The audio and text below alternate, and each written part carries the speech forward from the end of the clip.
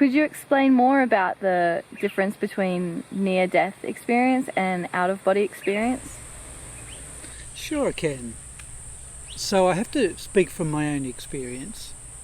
So when I had the near-death experience that happened a long time ago, at first I was moving away from my body. I rolled back out, as I mentioned, and it seemed like my body I was away up in the corner of the room, so I was appearing to be going out of the body. So that's why it's called an OBE, or an out-of-body experience.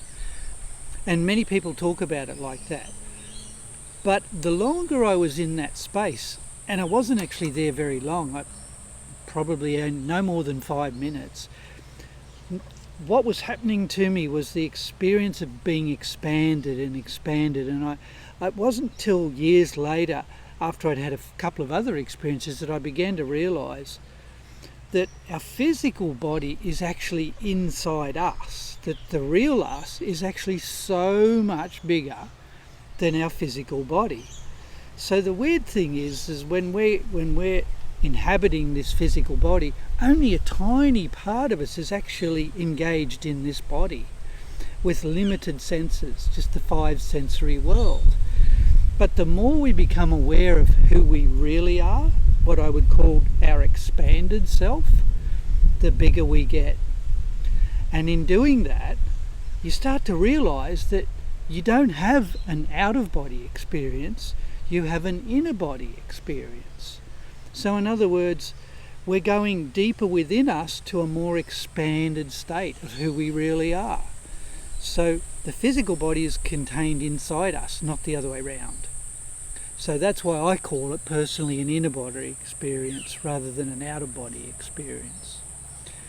Now the difference again is when it's near death, like I say, it's usually because of an injury or an illness or something where literally the body's energy field, the body has an electromagnetic energy field, it drops really low.